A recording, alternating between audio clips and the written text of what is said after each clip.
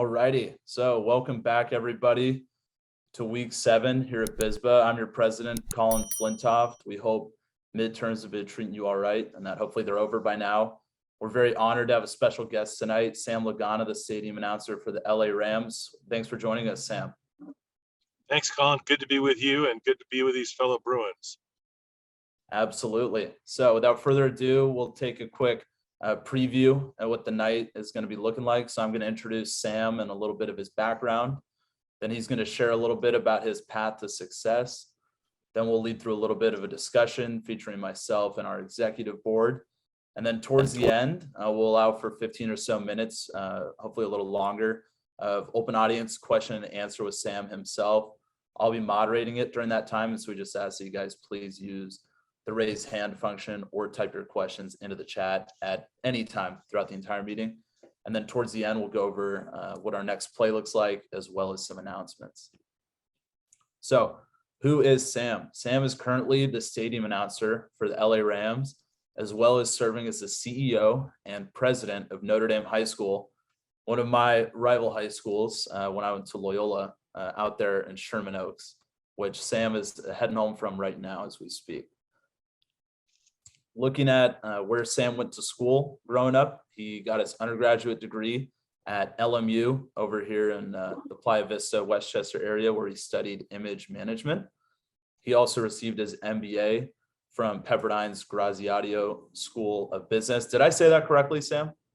Graziadio. Graziadio. Okay, I got some work to do on that. Thank you for the correction.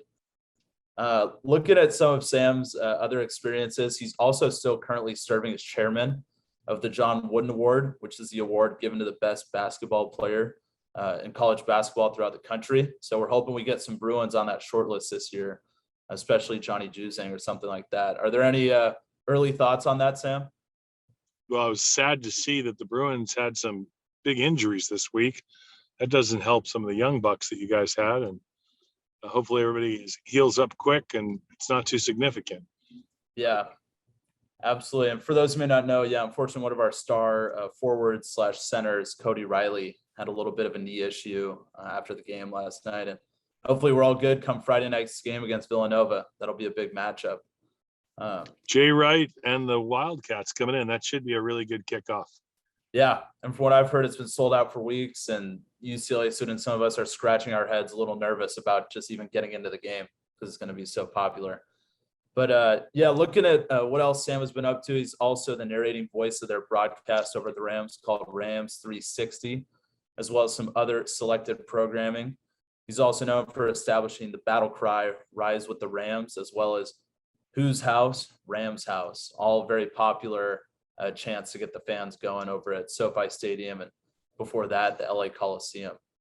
He's also served as former president and is still a current board member of West Coast Sports Associates, which is a nonprofit helping to make youth sports possible, which I actually had the pleasure of getting to intern for a few years back, as well as Owen Pallenberg, one of our journalists, has been able to work with them as well.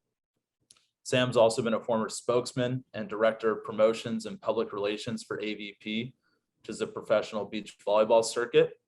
He also, just like a year ago, before switching to his new role at Notre Dame, he was a former associate vice chancellor at Pepperdine University over in Malibu. And he's also announced various college football games, AVP matches, and other special events for ABC, NBC, and ESPN. So with that great resume in mind, Sam, would you mind maybe sharing with us a little more about your life so far and what's gotten you to this point in your career? Well, thanks, Colin. It's really a pleasure to be with you and these Bruins. And, it's a great question. I think that the key to this whole conversation is it's all about relationships, honestly. And I think that's sort of how you get where you go is with others. And when you surround yourself with good people, good things tend to happen. So I'm blessed in that I've had a lot of good friends throughout my life, and those friendships and those kind folks that have been able to make a difference in my life, and maybe somehow I've been able to contribute something good to theirs, as well as the many other people that we've come in contact with. That's why the circle of life is so positive, Colin. we have that opportunity to share life together. Yeah, no, absolutely. That is quite the name of the game, as we've gotten to hear, from some influential speakers as well. And definitely relationships seem to have carried you very far in your life so far. What would you say is the most important thing to, for people in our shoes trying to reach out and find mentors and things like that? Again, that positive connectivity. I think if you can find a way to be direct, to make contact that's not just an email or a text message, but somehow get yourself into a coffee and use relationships for connectivity to get yourself in a place where you have an opportunity to meet people. I think that's really the essence of how you can succeed in a really positive manner.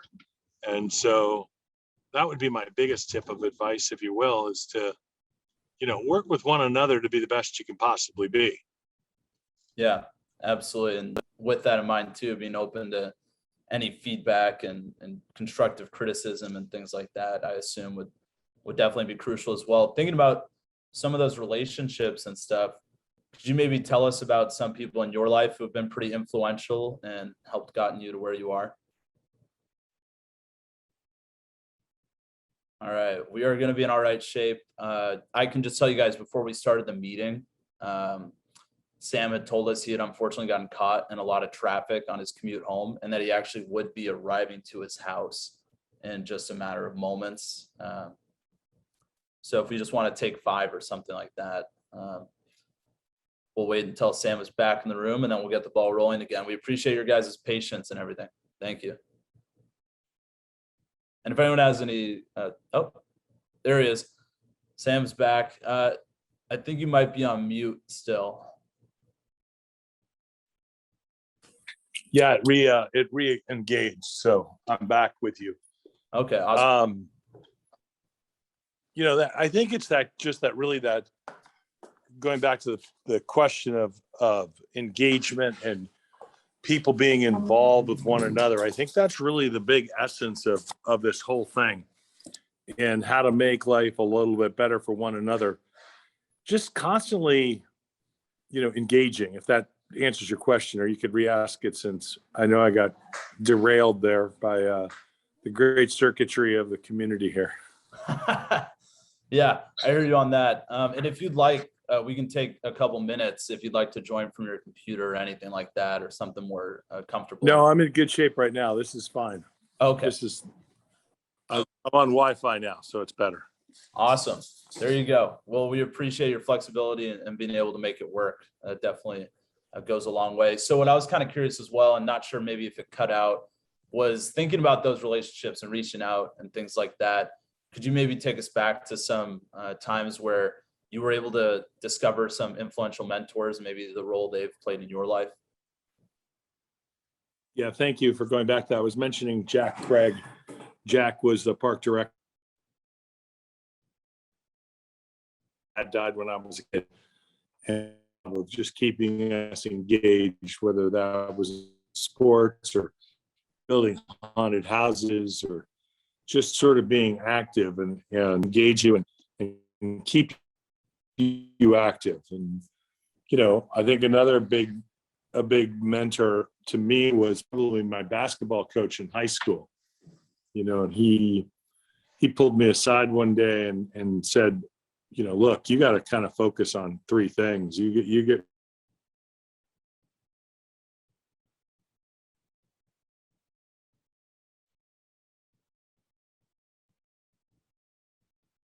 Whoops. Apologies for the technical difficulties, guys. Just a part of life. Sorry about that. We have copper wire still. So he pretty much was, my basketball coach was really good about saying, hey, look, you got to break it down to like 3 things that you want to accomplish and stay focused. And I think that was a huge asset to me, because I was just kind of like doing everything and anything. And when I started to kind of focus on a couple of things, that was really, really helpful. But then all of these things, I got hurt when I was playing basketball, and he went over, and I didn't know that I was interested in announcing or anything like that. And he said, go over there and announce the game. And so I would go to practices and stuff like that, but I couldn't play because I had hurt my back pretty good. And those things, and the young woman who was in high school with me, keeping stats, she was on the basketball team and on the golf team, and she was really active with our school and just a good friend to people and like me. And, you know, we stayed in touch, and she was keeping the scorebook and I was announcing the game. And years later, you know, we've done things together professionally. Her dad, while we were in high school, wound up buying, he was in the defense industry like my dad, but he also had some properties. So he sold some properties one day, and he had a friend that got him the ability to buy a basketball franchise in the NBA. And lo and behold, while we were in high school, her dad bought the Lakers and the Forum, and, you know, who knew? And next thing I know, that, you know, her dad's asking her to do tennis, and she's asking me to announce tennis, and I'm announcing other sports because I just started announcing other sports. And so I'd played tennis, and she knew that. And so I'm announcing strings tennis, and we're young college students. And, you know, it's those relationships like that sort of never fall too far from the tree. And even like in beach volleyball, you mentioned, those were a bunch of guys I grew up with playing volleyball on the beach, and we're starting the AVP, and I had that opportunity to join the AVP and kind of headed up parts of the marketing, promotions, and public relations for the AVP in its infancy. And of course, trying to figure it all out, I just, how are we going to represent our ads and our sponsors? And so I started announcing, but I was, you know, working on sponsorship deals, city deals, different things. That was, you know, back in those days, it wasn't like we went to work for a company. We were kind of starting, and you don't know what you're doing, but you just go after it and do the best you can do. Yeah, absolutely. I like that learn as you go mentality and kind of just going for it. Where would you say you developed kind of that ability to just go for it and not overthink things or be like, I need to be perfect with this, and being kind of okay with failure? I think probably just by, you know, having complicated times, you know, when you lose your dad when you're young, you know, a lot falls on your mom, and your mom's got to do what she's got to do. And she's got, you know, she then became responsible for bringing home the bacon. So, you know, I think for me, it was like, okay, what am I going to do? And I was young, not quite even a teenager, but I think it just came down, Colin, to, again, getting a job, starting to work when I was young, and integrating with people a little bit older than me, and continuing to try to play games and sports. And, you know, everybody doesn't get a trophy, right? Like, I know maybe in some worlds everybody gets a trophy, but in my day, everybody didn't get a trophy. So you just worked hard, and, you know, you had to earn it. And I think that's where you get comfortable with, okay, you got to figure these things out. And, you know, if we wanted to go somewhere, we hopped on the bus, and, you know, you put 25 cents into the bus and you could go to Westwood. And we did that a lot. We'd go over to Westwood, and we try to hang out and get into Poly Pavilion and watch Coach Wooden and watch UCLA. We had a kid from our community in our high school, a guy named Kiki Vandeweghe, went on to play for the Bruins, and he was playing over there. And we had a bunch of different guys came out of our school in Pacific Palisades that went on to UCLA, and particularly into volleyball. And so we just used to get on the bus and go over to UCLA all the time, go over to Ackerman Union. There was a bowling alley. I don't even know if that's still there, but there's a bowling alley. And, you know, we could spend time in Westwood pretty safely and get home, and just, you know, you just did it on your own. Go to Santa Monica on the number 9 bus. It was a 76 back then. It was called the RTD, not the Metro back then. But yeah, we just hopped on the bus, and, you know, if it worked, it worked. If you missed the bus, you figured out how to hoof it, or you figured out how to get home. There were no cell phones. There was nothing, you know, so succeed or fail. That was it. And if you failed, there was no such thing as failing. Like, you just had to find a way to get it done. So. Yeah, there you go. Yeah, no, it sounds like you guys were like Teflon or something, you know, nothing that would hit, like it wouldn't stick, you know, you just keep going and plugging away at it. I definitely like that. And something throughout sports you see a lot, I feel like, in the most successful individuals, that's a commonality between many of them. Thinking about some of the announcing you've gotten to do over the years, could you maybe share with us one of the more memorable games or experiences you've ever gotten to be a part of? Yeah, wow, am I blessed just to have done it. I think, gosh, guess I wasn't prepared for that question. I would say, Colin, interestingly, I'll have to segment it like now and years ago, but like recently, I have to say, like the night that the Rams came back to Los Angeles home, and I'm announcing in the Coliseum, and you're looking at 100,000 people and the Dallas Cowboys, and it's a big deal. So it was really, really cool. And the power of that moment was extraordinary, right? Like you don't get that opportunity all the time. Yeah. But for me, getting there early and the doors opening at 2 hours before the game, and watching the dads and moms walking in with the kids holding their hands, it took me back to when I was a kid, realizing this is really a special moment. People are spending their disposable incomes to be here, to rally around something special. And so that was a real highlight, because I felt like we had a real responsibility to give something really special back to the city that night, to make people feel welcome, to make them feel good. And then, like, for me, there are other things that are just, like some are crazy and some are fun. But I mean, for me, like announcing in Madison Square Garden, was extraordinary. Thinking, again, my mom and dad, they were from the East Coast originally. And so Madison Square Garden was a big deal to them. And back in those days, an event at Madison Square Garden, that's where all the big boxing matches. And, the Knicks were, when I was growing up, the Knicks were really good. The Knickerbockers were really good. And the Lakers didn't get good until Magic showed up, right? But before that, you had other teams. And I remember watching big boxing matches from Madison Square Garden. And then, fast forward, I'm in my 30s, maybe my late 20s. And here I am standing in the middle of Madison Square Garden. That microphone drops out of the ceiling, and grabbing it as it comes down. Welcome to the world's most famous arena. Welcome to Madison Square Garden. And, Wow. all of a sudden, a whole bunch of beach guys, and it's the middle of winter in February, and we're playing hot summer nights, or hot winter nights, I guess. And it was awesome. It was the night after a Rangers game, and then all of a sudden there's sand all over the place, and the Beach Boys are playing, and there's 20,000 people screaming and yelling because we got beach volleyball in the middle of winter in Madison Square Garden. That was pretty cool. And I announced a bunch of Pro Bowl events over in Hawaii.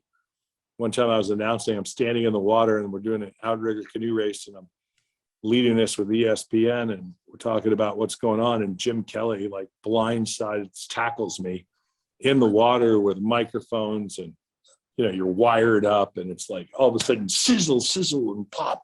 It was pretty wild. So those are three crazy things. Yeah, I mean, and each one sounds pretty incredible in its own right. I remember how big of a deal that was when the Rams came back. And what you mentioned about Madison Square Garden, so it sounds like they were playing some beach volleyball in the middle of winter in the middle of New York City. Is that correct? Yeah. Wow. Yeah, we had a hot winter nights tour, and we'd play Boston Garden, Madison Square Garden, the Patriots Center outside of DC. We played the Target Center. It's pretty cool. We go on a tour in the middle of winter, and with like 8 teams, and have a one-day gala on a Saturday night. It was awesome. Yeah, are those still around today at all, or is there any thought of a revival or anything? Because I think that sounds really incredible to get to go to. Yeah, I don't know. Whoever owns the tour, I think Bally Sports owns the tour now. They'd have to figure that out. Okay. I'm long gone and long retired, and I mean, I'd go back if somebody wanted me to, but I don't know if they want me to.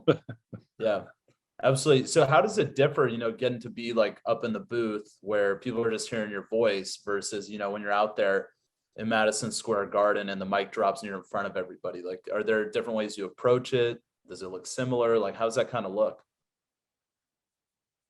Great question.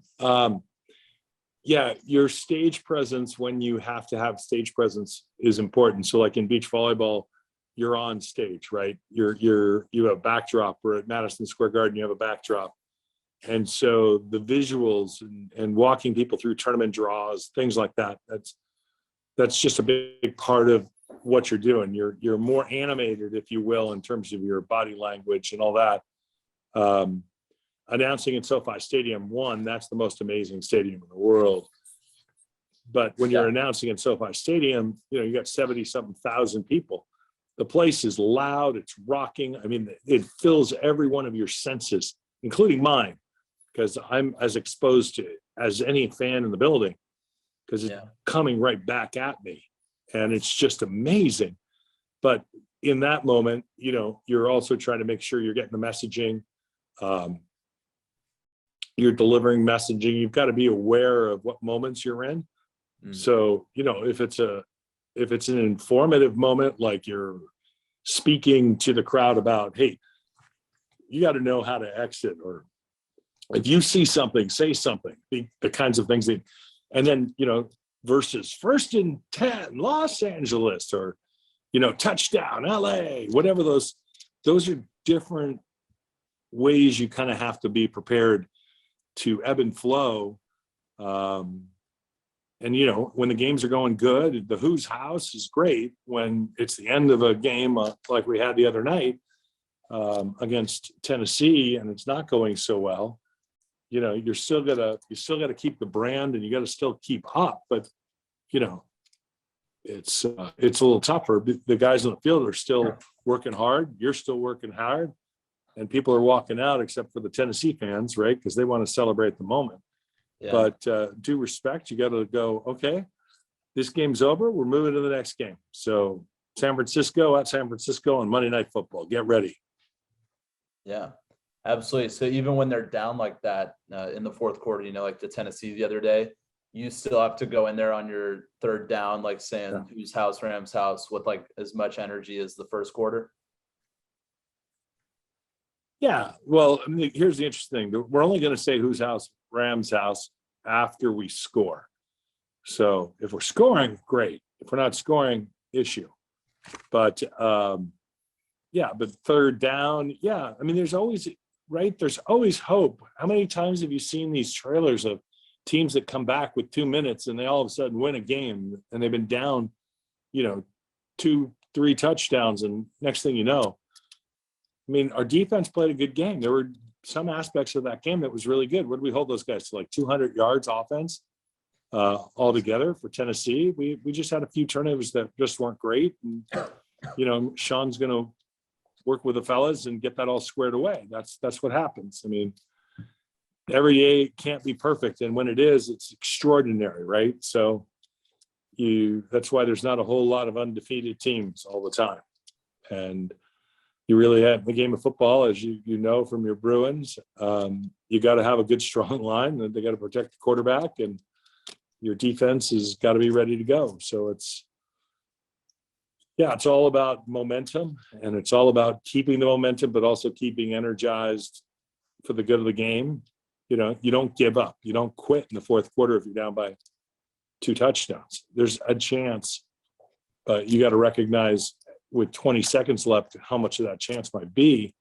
So you got to start getting ready to move on, but professionally and with respect, because you want to have respect for those guys that really did work hard to get, nobody walks into a game going, hey, we're going to go lose this game. Nobody.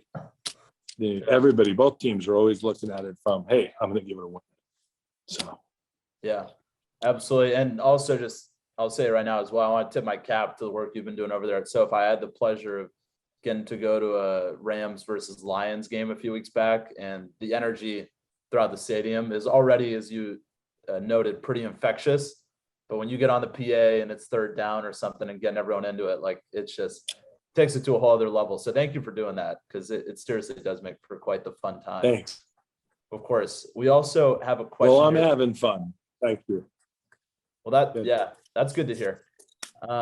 Anthony Waller, he unfortunately has to leave real quick, I guess, but he has a good question here. He says, how is the technology you use on a day-to-day basis with regards to announcing and stuff, how has that changed throughout your career, and how's that like impacted things? Do you connect with people differently now, or what would you say? Oh, Anthony, that's a fabulous question. I actually think about that all the time. So, Anthony, when I started announcing, let's say at the Forum, there was no script, there was no plan. Dieter Rule, who is the organist for the Dodgers now and still for the Kings. So Dieter would do things, and so I'd meet with Dieter before, let's say it was a tennis match. We had the strings, and one of our guys was a guy named Jimmy Connors. And Jimmy Connors was a phenomenal tennis player, and just a celebrity tennis player too. We had Yvonne Lendl, and we had a great team, Robin White, and it was a lot of fun. But nevertheless, so there's downtime, right? What do you do? So I literally would pick up the game program and just read, hey, today's game is brought to you by Great Western Bank. Great Western Bank with 23 locations, and just make stuff up off the whoever bought ads, and it was just great. Or I'd call, there was a phone, a red phone with a light. So if somebody called me, the phone would light, right? And so you'd answer the phone, literally sitting courtside. And this is how it would work. And somebody would say, oh, hey, the ticket office is now closed. Would you let them know that the ticket office is closed? Sure. And then next break and play or something like, ladies and gentlemen, the ticket office is now closed. The fabulous Forum. It'll be open tomorrow at 10 a.m. Thank you. And then, I'll call Dieter. Dieter, hey, I'm going to introduce Jimmy this way. Can you play a sound like this? And so I would say, and now take it to court. Connors, James Connors. And we do it like James Bond, and he'd hit the music, and then Jimmy would spin the racket on his finger, shoot the crowd. But I mean, it was all spontaneous, just having a good time. And then, things started getting into scripts, and, I announced a few times UCLA volleyball. There was no scripts back in those days. Even on the beach, there was no script. For 20-something years, I announced beach volleyball. There's no script. It was just you knew who the sponsors were. You took care of business because I managed some of that. Yeah. So it was funny. Now, to Anthony's question, now it's all on a computer. Literally, there's it's called show flow. The script is running. Producers are producing. It's awesome. There's so many good people with great energy, but you're listening to the producer. I have my spotter, a stage manager. I have the referee behind me, a speaker for the ref mic. So there's a lot of instruction, a director. There's a lot of going on. There's much more activity, and even more activity than when you're broadcasting a game on television, because I've done those, and there's just a lot more activity, energy, but you really have to follow the computer, and the script is there. And I print, here's one actually right here on the table. I print a script out always, because what happens if the Wi-Fi goes out in the middle of, I'm sort of old school that way. What if the Wi-Fi goes out? In the middle, or it's a long copy, and somebody hits the wrong button, and all of a sudden the copy goes away. So I always keep all the scripts, and I make notes if we had a problem, or so that we can always improve the next week, where if I messed up or something like that. Yeah, absolutely. It is quite interesting. That was a great question from Anthony. It's definitely interesting to see how things have changed, going from, sounds like very spontaneous, to now it's a lot more very professional, clean cut, a lot of factors going into it. I'm curious, with those scripts and stuff, how much of it would you say you get to just solely have sole control over, and how much of it is other people are forcing certain things to get put in there? Well, the script is basically pregame, halftime, commercials. That's pretty much all that's in the script. There's no game. It's not like the World Wrestling Federation, where there's a script as to who's going to win the match, right? And what they're going to do. That doesn't happen. So, right. So the script really just carries us through. Okay, we're going to the Pachanga, pull, send it down to Cameron, or send it over to Kristen or Serena, or, throw it over to DJ Molsky. Then I have, live shots where I can just freewheel on these live shots. But generally it's get things done. There may be somebody may call up to the booth and say, look, we need to have a COVID, like I'm looking at this script. And somebody called up the booth, said, we have to have a COVID message. And so, like, I think probably Ralph wrote here, beginning October 7th, following items will be required for access into SoFi Stadium. But it was like a last minute ad to make sure we got it. Mhm. But you got to get it in. So Yeah, does definitely. that answer your question? Yeah. So it sounds like, obviously you have the certain things you've got to make sure you check off the list and cover, but that come the play to play, that's still pretty much up to you and your discretion. All right. Yeah.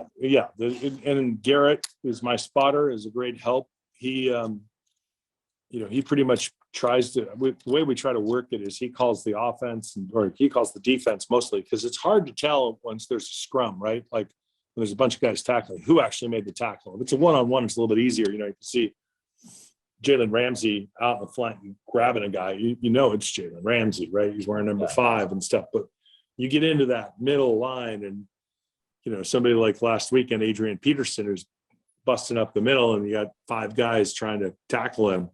Who was it? Was it Aaron Donald? Was it Taylor Rapp? Which guy? And, we have 20 seconds pretty much to get that said. Or if the opposing team puts their hand on the ball, then you have to get off. So there's a lot to manage. There's the time clock to manage. There's the ref. You can't talk while the ref's talking. But the ref doesn't tell you he's going to talk. He doesn't push a button and all of a sudden, oh, the ref's going to talk. It's like, you got to be listening so that you're not stepping on the ref. That's a problem. Got to get out by 20 seconds on the clock. So oftentimes we'll jump into the third downs really fast, right? Mm-hmm. And the reason for that is because we got to be out with 20 seconds on the board. So we need the crowd to carry the last 20 seconds if that opposing team doesn't snap the ball, right? But GJ Molsky is doing his thing. Hurricane Nita's strumming it up, trying to bring some great groove to the moment. But it's teamwork, and the producers are working hard. The director's working hard. There's probably 40 people in the room behind me that are putting all the graphics up. All of them are going. There's 2 full online production bays behind me, quite a ways. I'm in a little booth within this control room, but in the control room there are 2 full production bays, and then there's all the statistical stuff, and then there's a clock and a replay room down the way, and there's a lot going on.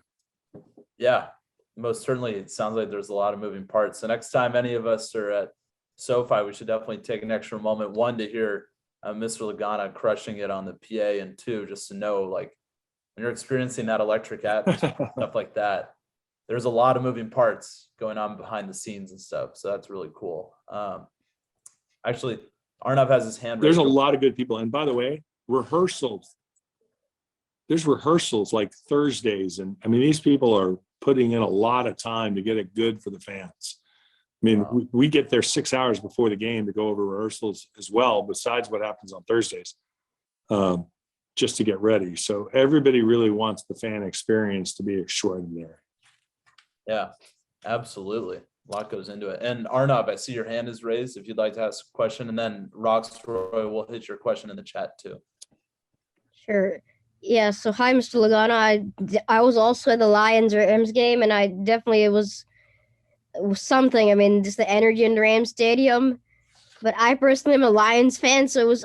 How do you, I guess, handle with different teams with coming to SoFi? I know your Rams, first of all, division rivals, and even teams like the Lions, where you've got Goff, who's coming to SoFi for the first time after being traded, and instances when there's even the lows, the onside kick, which we kicked and we recovered on you guys early in the game, which was unexpected. How does that Like, is there a difference in the way you approach those to keep the, I guess, stadium pumped up the whole time? Or is there kind of like a script for that also?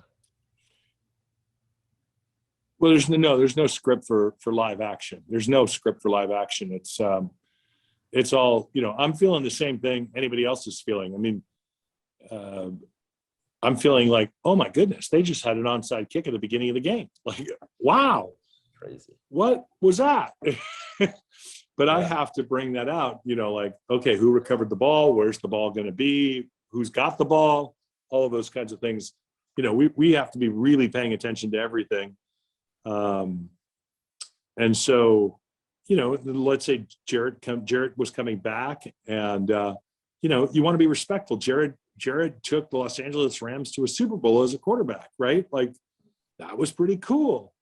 But the game of sports requires trading, and it requires decision making as to where you think you can be. And Mr. Kroenke has a vision. He gave us this most amazing stadium, and he had a vision to bring an incredible Super Bowl. And at the same time, he and Mr. Demoff and Mr. Snead, everybody's trying to focus on how are we going to get into that Super Bowl, and what do we need to do? What kind of players do we need to have? And it's a lot of moving parts, a lot of motivation. And of course, Coach McVay trying to get everything syncing on the field with his associate coaches. And there's just a lot going on. But from my standpoint, you're constantly looking at what's happening moment by moment. It's taking that breath for a second and getting it right back to you. Here's what's happening. Here's what's going on. Here's who's got the ball, which way they're going, ball spotted, and off we go. So thanks for the question, though.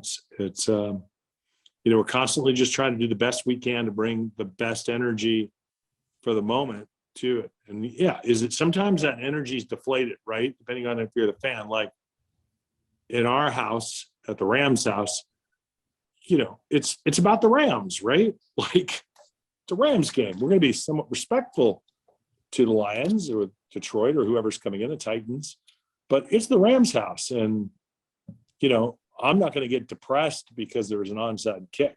So I'm not going to get everybody else down. I'm going to find a way to turn that into, all right, we could get, my feeling is, okay, we can get this. Let's turn it around. We had that. That was a good move, I guess, by them. That was trying to catch us off guard. And now what are we going to do? Let's go. That's the key. Let's go. Yeah, definitely. Good question, Arnav, and admirable keeping, your heads up, especially after some crazy play like that onside happens or people are a little deflated or something like that. Roxroy here in the chat has a really good question asking, how often do you listen to broadcasts of other announcers, past or present, and find anything that you can then try to incorporate into your own announcing?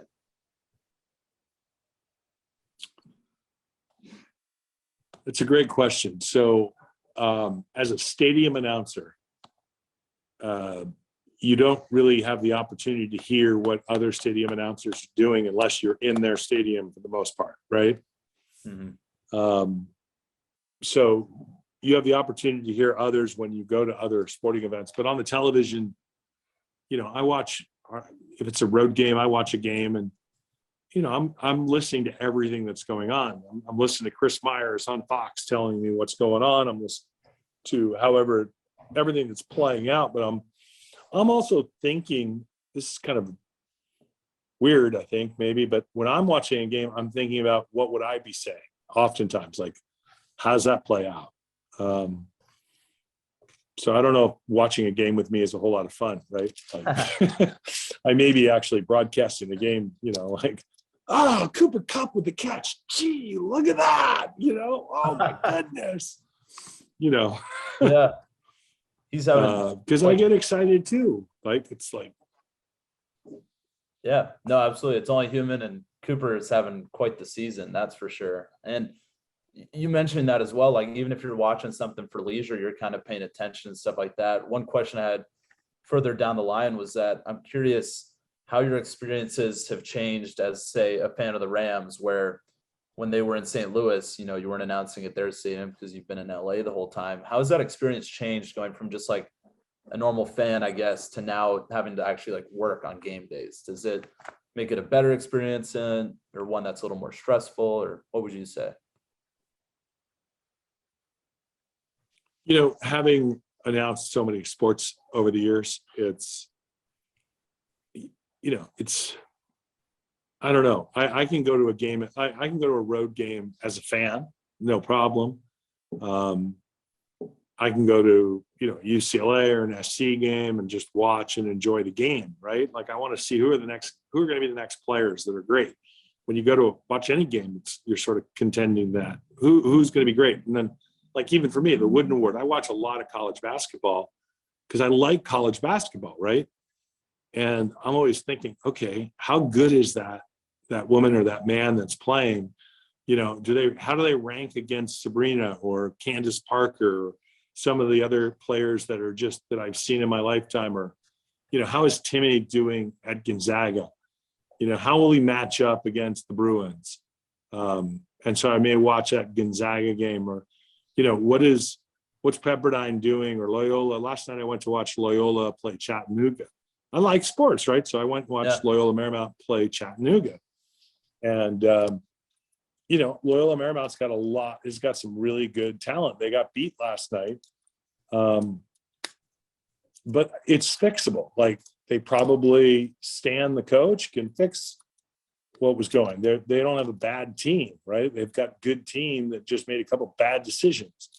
But sometimes you'll look at a game and you'll go, okay, that's not a good team. There's a problem. Like the young woman who just asked the question, like watching the Detroit team, those stunts were great, right? For Detroit, they really caught people off guard. But boy, Detroit does not protect Jared Goff very well. I mean, Jared Goff got better protection in LA when he was playing for the Rams, for sure. But that means that Matthew Stafford didn't get good protection while he was in Detroit. So I'm not quite sure why Detroit just doesn't go down the street to Michigan State and Michigan and just go pull out a bunch of guys and start putting them on the line. But, you know, that's the way it goes.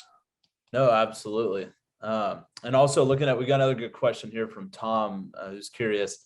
After hearing about your experience, you know, of winging certain announcements and kind of doing them a little more on the fly, would you say you've ever had any funny or memorable situations where like you really had to think quick on your feet?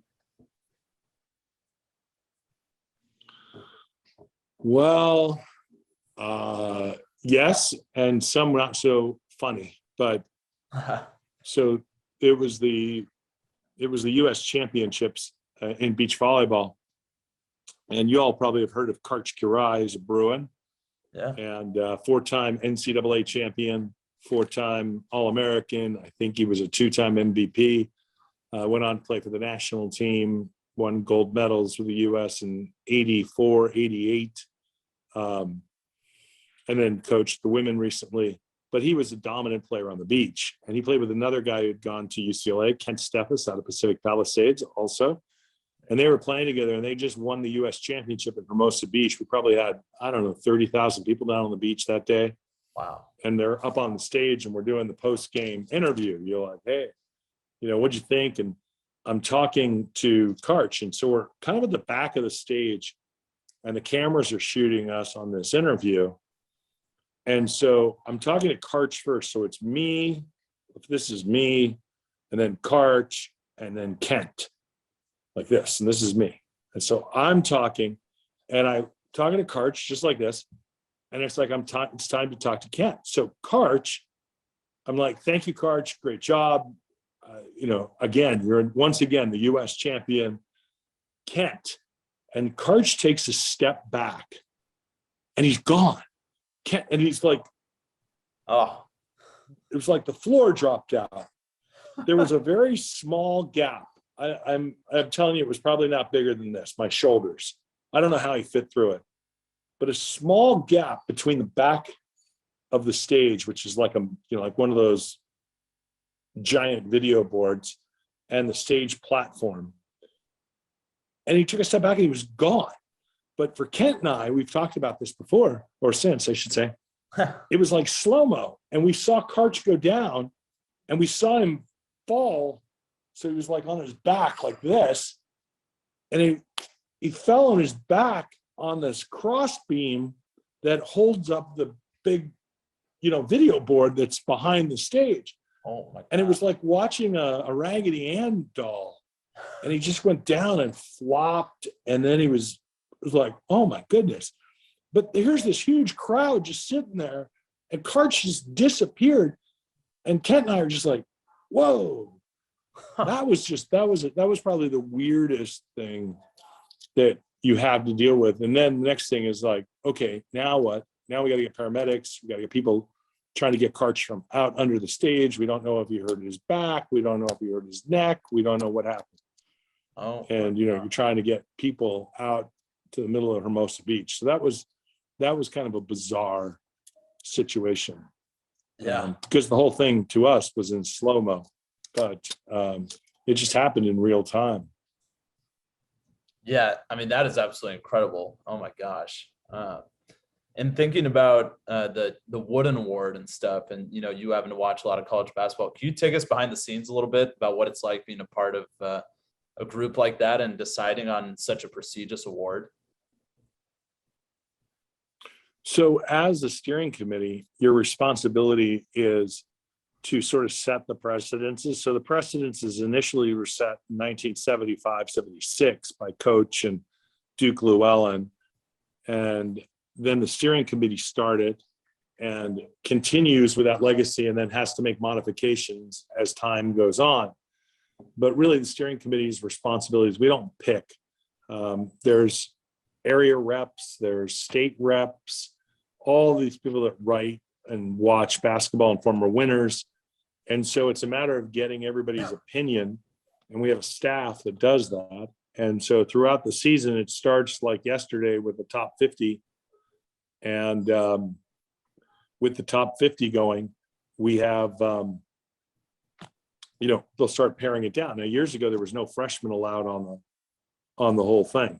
So now freshmen are allowed on this. And, it could be a freshman. We've had a couple of freshmen now win the award, but for years, 30 some odd years, no freshman ever won the award. And that was something Coach, wanted. He didn't really want freshmen, but societal pressure now was like, okay, now there's got to be freshmen on the ballot. And, everybody's pushing for freshmen to be on the ballot. But Coach always wanted, students to be graduating. He actually wanted a figurine in the middle of the Wooden Award that was a student with a cap and gown, as opposed to just the 5 figurines. And there's a copy of the Wooden Award, by the way, in Poly Pavilion on the east side.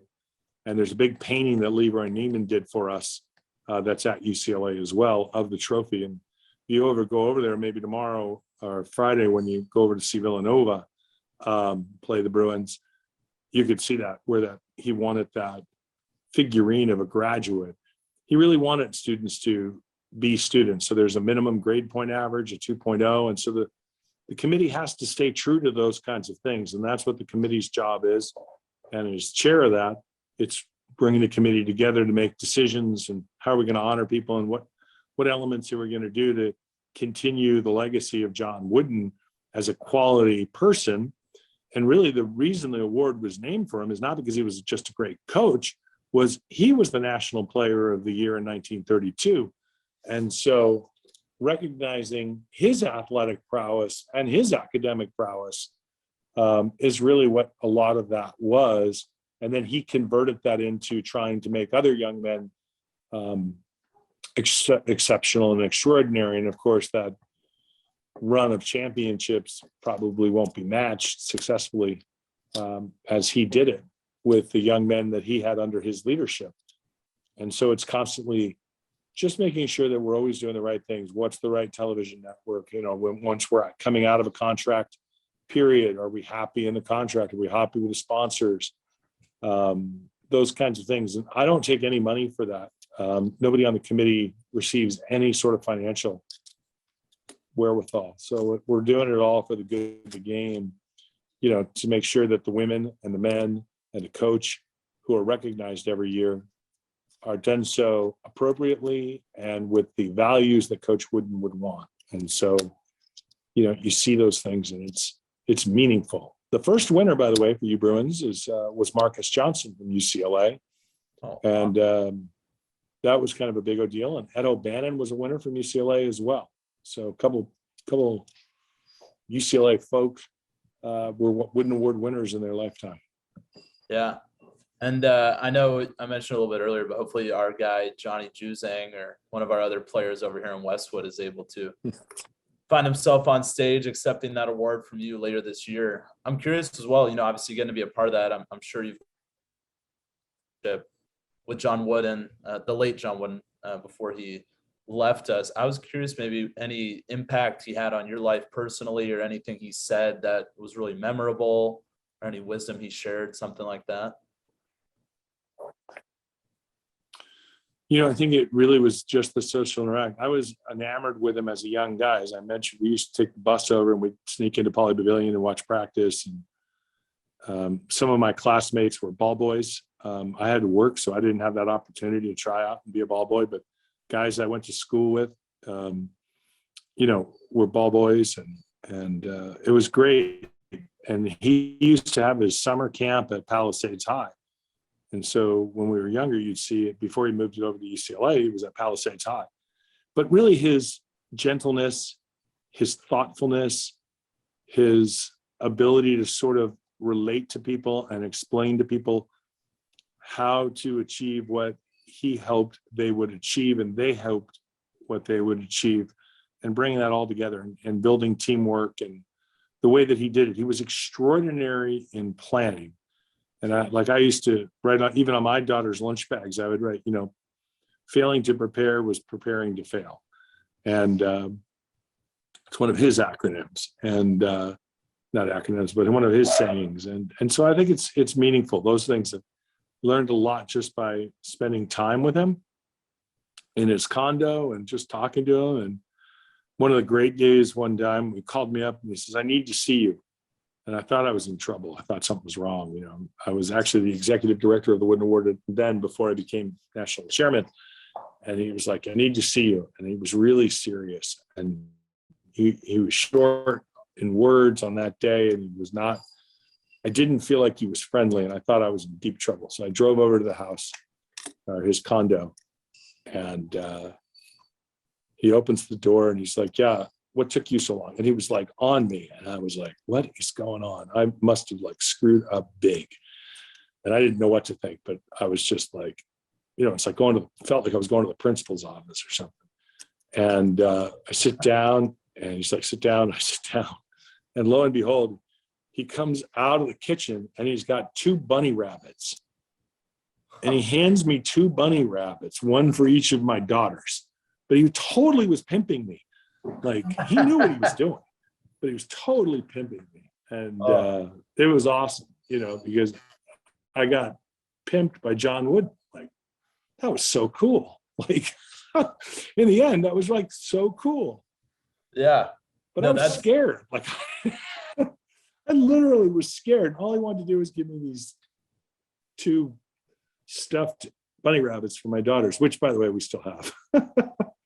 That's awesome. And yeah, I mean, that is a legendary story right there. It definitely, the way you were starting that, it sounded like some getting called to the principal's office type of action or something, which is never fun, feeling the heart sink and stuff like that.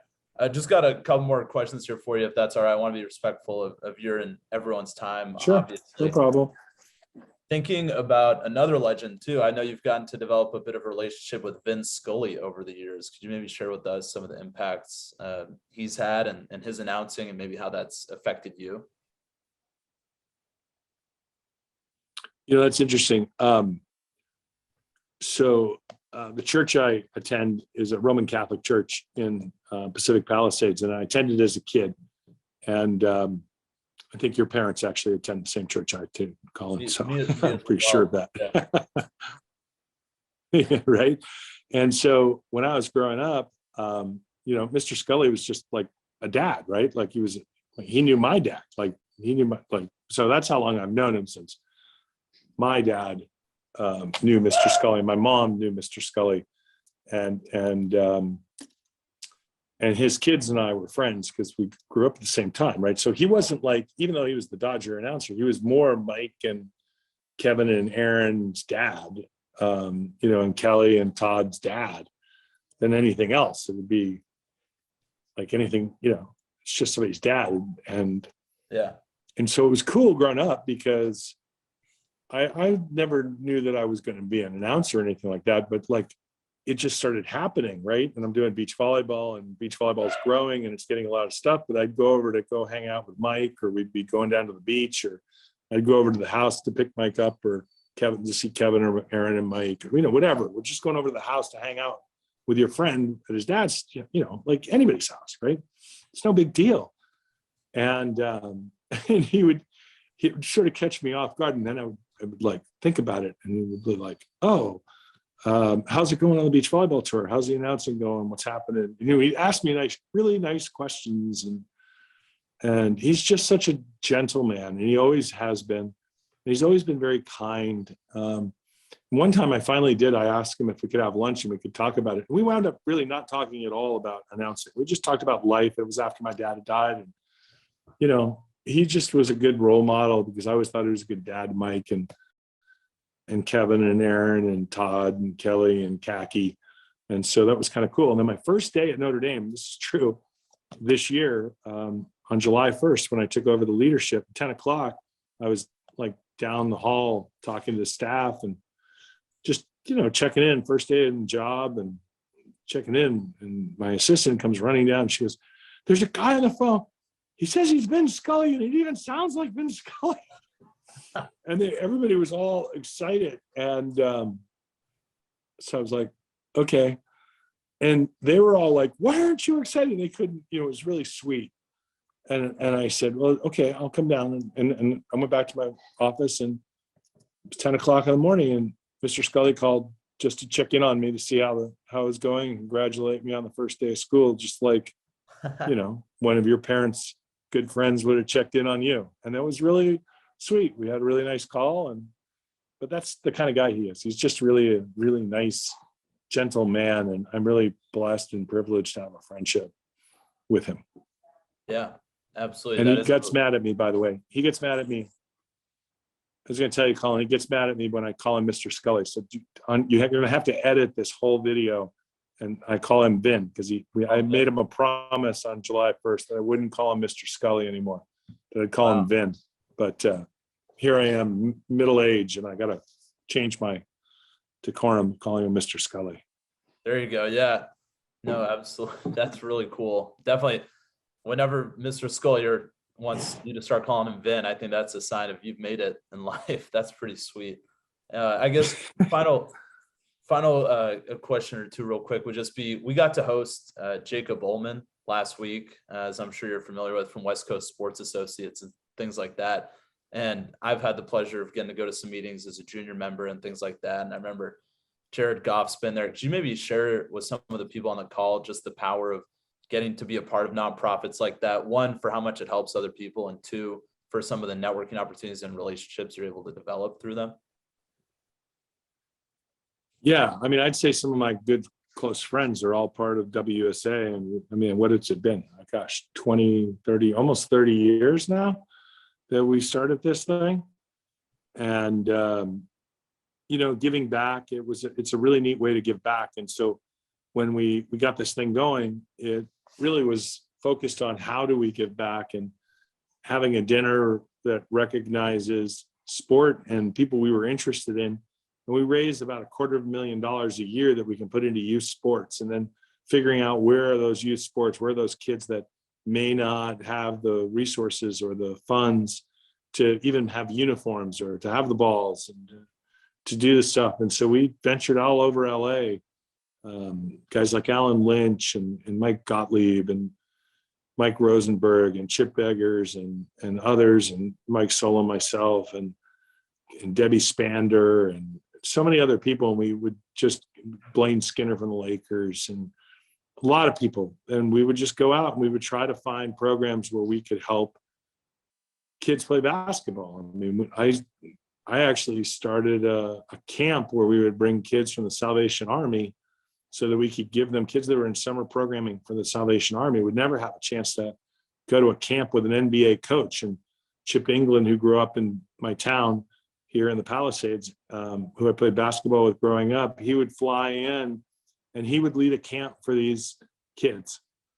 And it was awesome. And to give these kids an opportunity to be coached by an NBA coach, for a week, that they would never have. And so we would, we'd raise the money and do what we had to do. So it's really important, because those are the kinds of things that get kids excited about life. And I think that's really important, particularly now.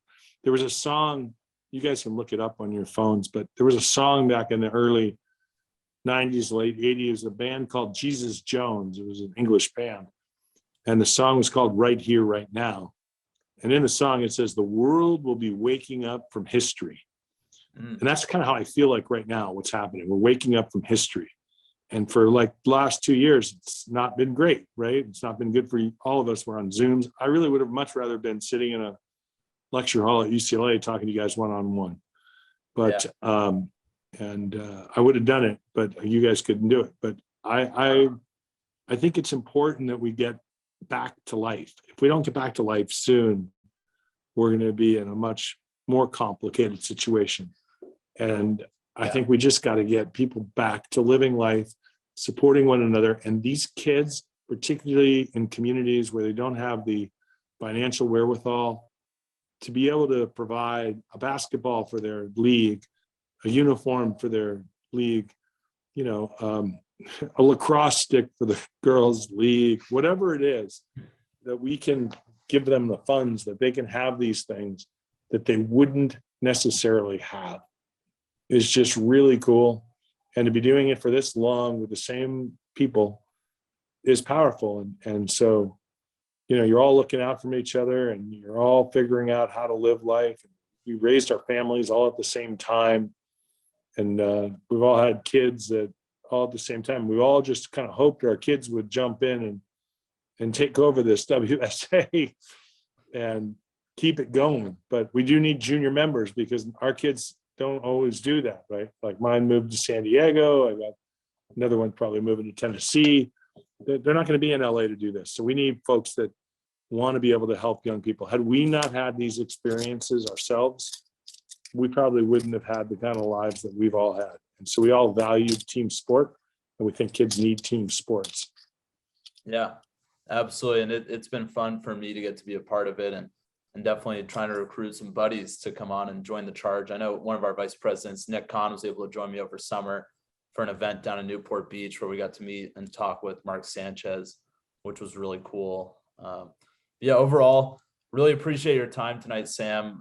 It's been a real pleasure getting to hear from you and stuff like that, especially with regards to your experiences in stadium announcing and emceeing in general, the Wooden Award, you name it, just so many cool things. One final thing would just be, what would you say, if anything, that would be like a good action step or piece of advice that we could kind of take with us moving forward, if you had anything? I'm going to take it from your fight song. We are the mighty Bruins, the best team in the West. We're fighting on to victory to conquer all the rest. So the key would be, that's all about teamwork. So stick as a team. You never know who you're going to run into later in life. So figure out right now the value of the relationships you have with one another. Get together with one another. Figure out how you can influence, because you never know later in life where these people are going to be, where you're going to be, what's going to happen. But if you have a quality experience with them, you're going to have that opportunity to have a quality experience later in life. And if you're an idiot at this time of your life, you might not be remembered as the great person that you might want to be, and you might be remembered as an idiot. So be the best you can possibly be, and value these relationships, because you don't know where they're going to be 25 years from now. That's my tip.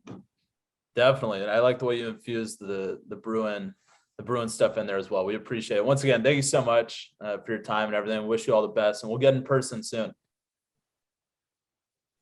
You got it. God bless you. Peace be with you, all of you. And go Joe Bruin. Go Josephine Bruin. There you go.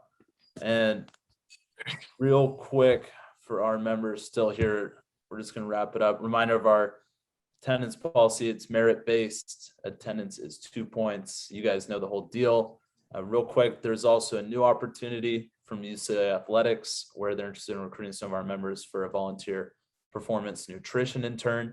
Again, there's no deadline on that. I would just recommend doing it sooner or later. Feel free to contact me or Bridget Hadam about that. I think it'd be pretty cool for anyone who's interested in athletics operations, especially health, well-being, and dietitian stuff in general. You got the QR code right there. And then next week on Thursday, we'll be doing a little networking social at 6 p.m. in Royce Hall 164. Our first 20 attendees will get some free in and out. We'll have some trivia and debates, and it's a good opportunity, like Sam just said, to network with your fellow BSBA members, get to know them better. And then after that, following Thanksgiving on Thursday, December 2nd at 6, we'll be hosting Drew Kleider, Director of Revenue Analytics for the Atlanta Hawks, where one of our executive board members, Johnny Dalsey, had the pleasure of getting an intern at last summer, which was really cool. And so, yeah, without further ado, thank you all for joining tonight. Sorry for going a few minutes over, but we really appreciate it and hope you enjoyed yourself. Good night.